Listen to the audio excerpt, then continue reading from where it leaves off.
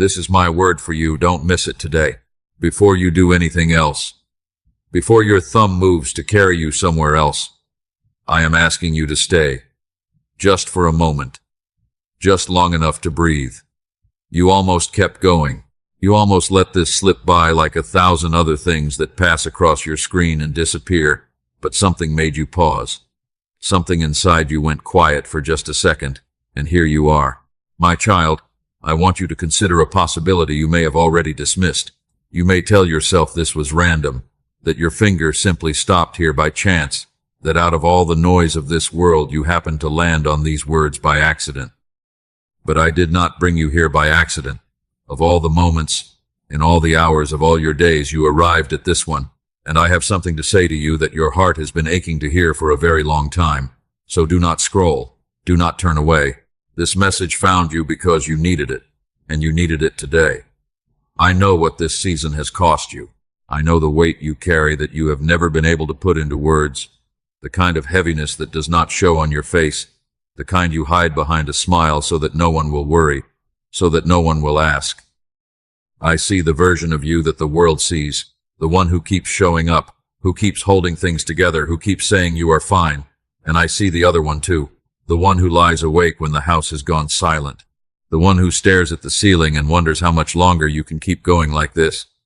You have had to be strong for so long that you have almost forgotten what it feels like to be held.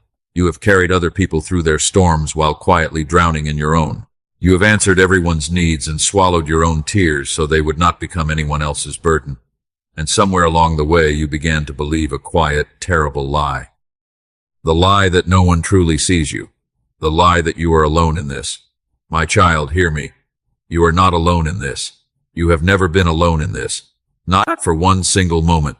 There are nights you have prayed words you could barely whisper, prayers so worn down by exhaustion that they came out as nothing more than a sigh, and you wondered if anyone was listening at all. There were prayers you stopped praying because the silence afterward felt heavier than the asking. There were times you looked up at the ceiling and thought, if you are really there, why does nothing change? Why am I still waiting? Why does everyone else seem to move forward while I stay stuck in the same place, carrying the same ache, fighting the same battle that no one around me can even see? I heard every one of those prayers, the loud ones and the silent ones, the angry ones and the broken ones, the ones you finished and the ones you could not. Not a single quiet prayer has ever fallen to the ground unheard before me. Every tear you wiped away when you thought no one was watching, I gathered it. I kept it. Your sorrows are not invisible to me. The scriptures say that I keep track of all your sorrows and collect your tears in my bottle. And I want you to know I have never once looked away from your weeping. So before these words come to an end, I am going to tell you something about the season you are walking into, something I have been waiting to say. There is a reason this message reached you now, and not a month ago, not a year from now, but today. Stay with me until the end, and I will show you what I have been preparing in the very place where you thought nothing was happening at all. Because here is the first thing I need you to understand. The silence you have been living in was never absence. I know it felt like absence. When you cried out and heard nothing back, when you prayed and the door stayed shut, when you waited and waited and the answer did not come, it felt as though I had stepped away, as though I had grown distant, as though I had forgotten the promises I once placed over your life. But my silence has never been the same thing as my absence. There is a difference between a God who is not there and a God who is working in a way you cannot yet see. A seed buried in the dark soil might believe it has been forgotten, buried, covered, alone in the cold ground, far from the light, far from the warmth, with nothing happening that it can feel. But the seed is not forgotten. The seed is becoming. In the hidden dark, the breaking is beginning, the roots are reaching, the life is gathering. And one day, in a season the seed could not have predicted, it pushes through the soil into the sun and becomes the very thing it was always meant to be. My child, you have been in the soil, and I know it has been dark there. But you were never buried. You were planted. Let me tell you about a young man named Joseph, and not the part of his story you usually hear. Not the moment he stood at the height of Egypt with power in his hands and a nation looking to him for bread. I want you to remember the years before that, the years no one talks about.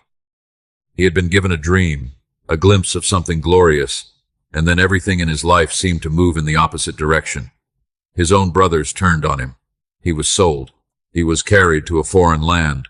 And when he finally did everything right, when he stayed faithful even there, he was lied about and thrown into a prison and forgotten.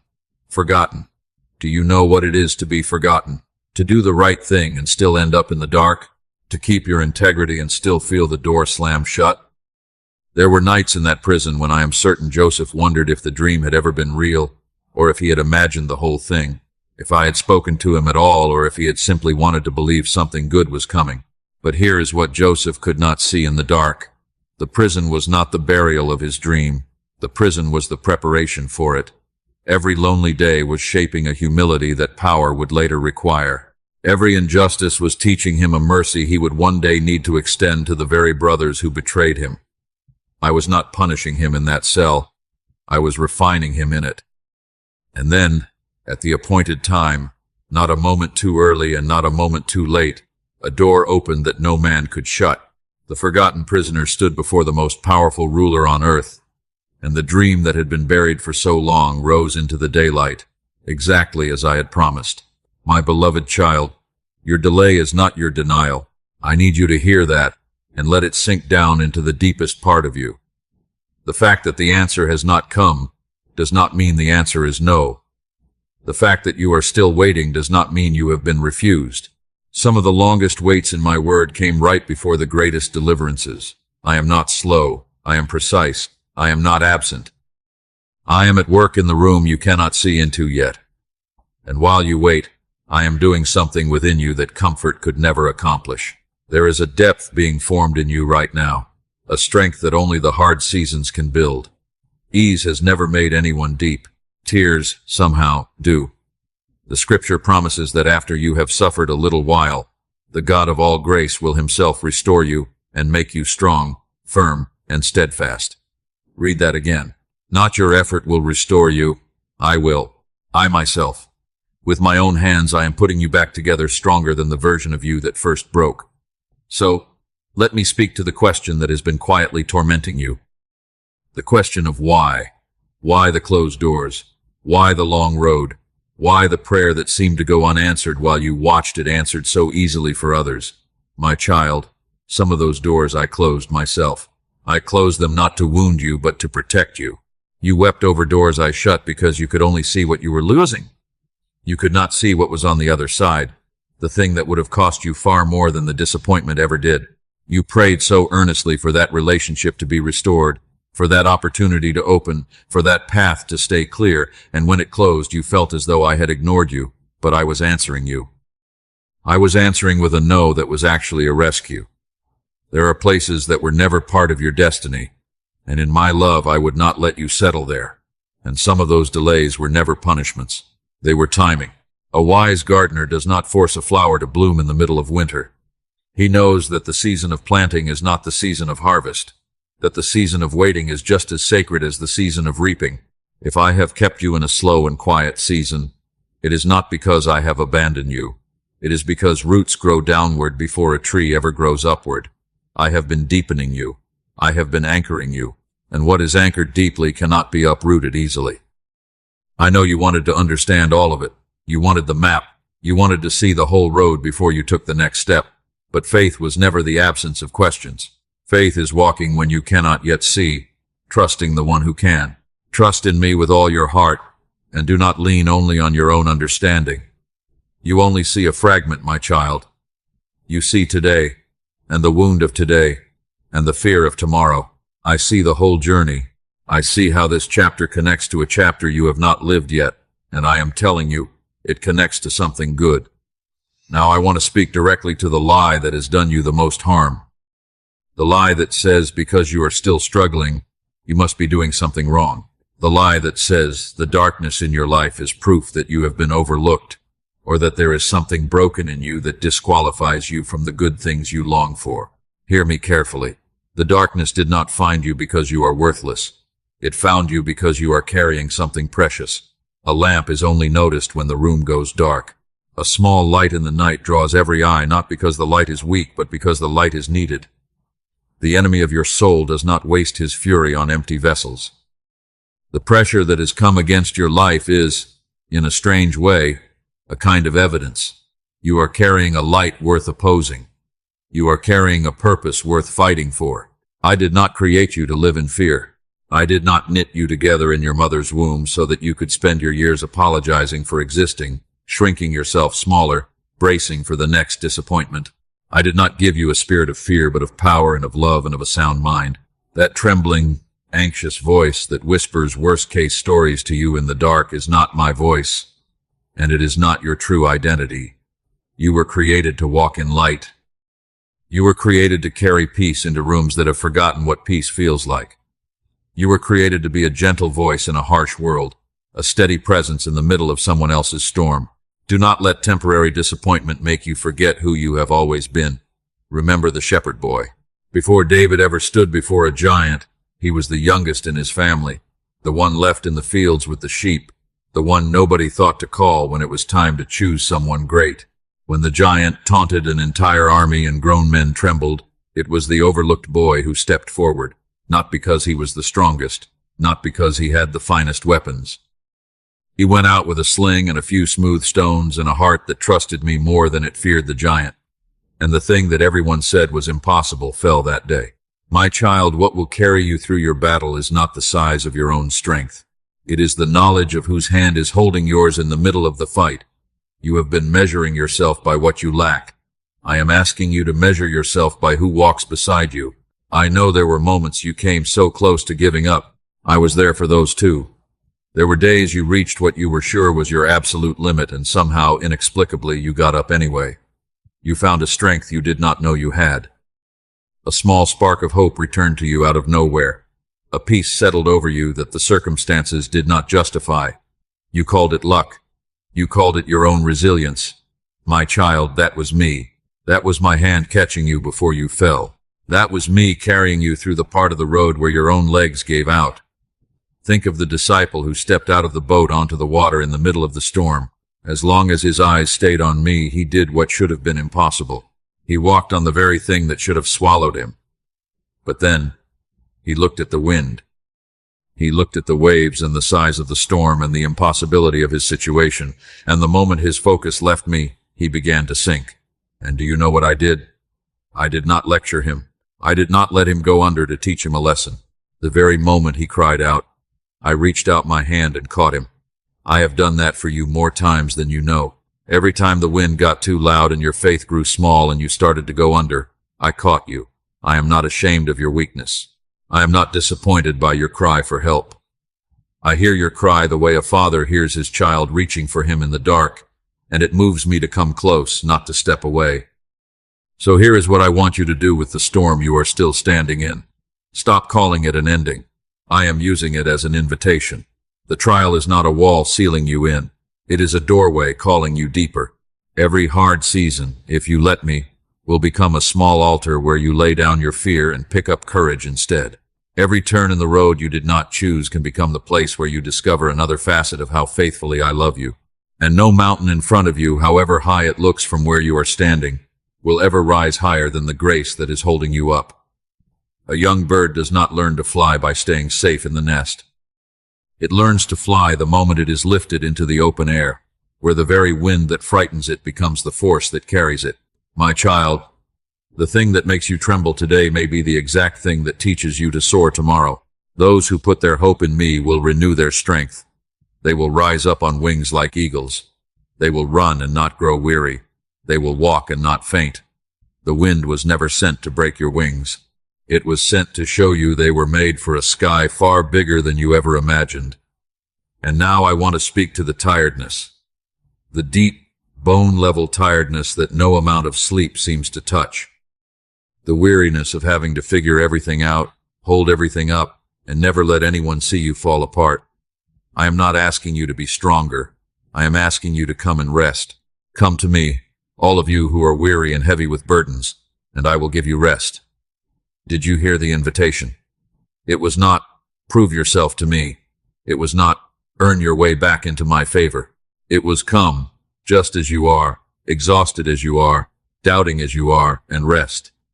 You have spent so long trying to be enough that you have forgotten you were never meant to carry this alone. Cast all your anxiety on me, because I care for you. Not because the anxiety is shameful, but because it was never meant to be yours to carry by yourself. There is a story of a woman named Hannah who wept before me year after year for the one thing her heart longed for. She prayed so quietly, with her lips moving and no sound coming out, that the priest watching her thought she was out of her mind. No one understood her grief. No one could see what she was carrying.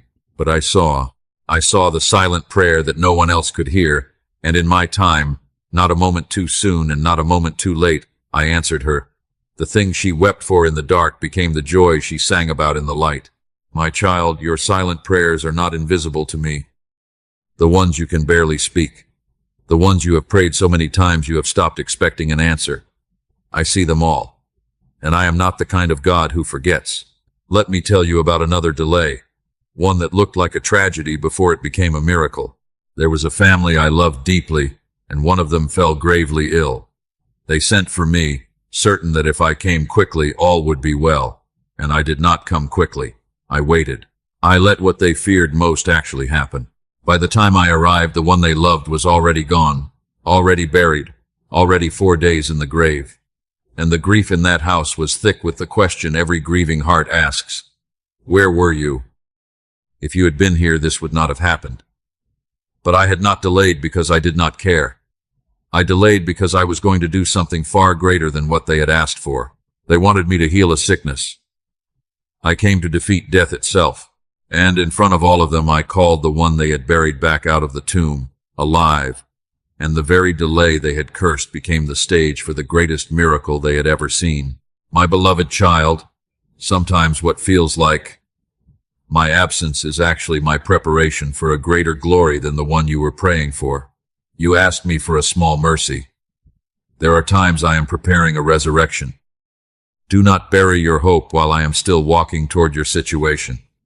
Do not write the ending of your story in the middle of the chapter, because your story is not over. I promise you, your story is not over. I know there are wounds in you that have been there a long time. Wounds from people who were supposed to love you and did not know how. Wounds from words spoken over you that you have never been able to fully shake off. Wounds from your own choices, the ones you replay at night, the ones you are sure put you beyond the reach of grace. My child, hear me on this. There is no wound so old that I cannot heal it, and no failure so deep that I cannot redeem it. I am in the business of taking the very thing the enemy meant to destroy you with, and turning it into the testimony that sets someone else free. Your pain, surrendered to me, becomes your purpose. The valley you walk through becomes the map you can hand to the next person lost in the dark. Nothing you have suffered will be wasted. I waste nothing. I work all things, even the broken things, even the things that should never have happened to you, together for good, for those who love me. I am not promising that everything in your life was good. I am promising that I am good enough to weave even the bad into something redemptive. That is the kind of God I am. So let me gently say what your weary heart most needs to hear. I see you, not the polished version, the real one, the one who is tired of pretending. I see you, and I am not turning away. I love you, not the way the world loves, with conditions and expiration dates, loving you when you perform and withdrawing when you fail. I love you with a love that does not come and go like the tide. I love you on your strongest day, and on the day you could barely get out of bed. I love you when you feel close to me and when you feel nothing at all. My love for you does not rise and fall with your feelings about it. It stands like bedrock under your feet, holding you up even on the days you do not realize you are being held. You have not been forgotten. I know it has felt that way. I know you have watched seasons pass and prayers go quiet and wondered if your name had simply slipped off my list. But I have called you by your name. You are mine. I did not forget you in the prison. I did not forget you in the waiting. I did not forget you in the night when you cried yourself to the edge of sleep. I have engraved you on the palms of my hands, and I do not lose what I have engraved there. Now hear what I promised to tell you when these words began. The thing about the season you are walking into. You have been living in the night for a long time, and weeping may last for a night, but joy comes in the morning. The night was real. I will not pretend it was not, but the night was never permanent, and it is not the end of your story. There is a morning coming, and you are closer to it than you have been able to believe. My mercies are new every morning, not recycled, not run out, new. Tomorrow morning there will be a fresh supply of grace waiting for you that today's troubles have not touched. You will not run out of me. You cannot exhaust the supply. However much this season has taken from you, the morning is bringing more than it took. I am doing a new thing in your life, and even now it is beginning to spring up. Can you perceive it? I am making rivers in the wilderness and streams in the desert places of your life, in the very areas you had written off as dead. The chains you have grown so used to that you stopped trying to remove them, I am loosening them. The door that has been shut for so long that you stopped knocking, I am moving my hand toward it. The dream you buried because waiting any longer felt foolish, I never buried. I planted it, and the season for it to rise is closer than you think. You did not survive everything you have survived to give up at the threshold of your breakthrough. You did not endure this long for nothing. What I have begun in you, I will be faithful to finish. I do not leave my work half done. I do not abandon a thing partway through. The same hands that started a good work in you are the hands that will complete it. And there is coming a day, my child, when you will stand in the harvest season of your life, and you will look back at this exact valley you are walking through right now, and finally you will understand. You will see why I did not let you quit halfway. You will see how every wound became a place where the light got in. You will realize that the moments you were certain you were weakest were the very moments I was holding you closest. And you will understand that everything I allowed, even the things that broke your heart, was quietly drawing you toward a purpose more beautiful than the one you would have chosen for yourself. So lift up your head. The night did not win. The waiting was not wasted. The delay was not a denial. The silence was not absence.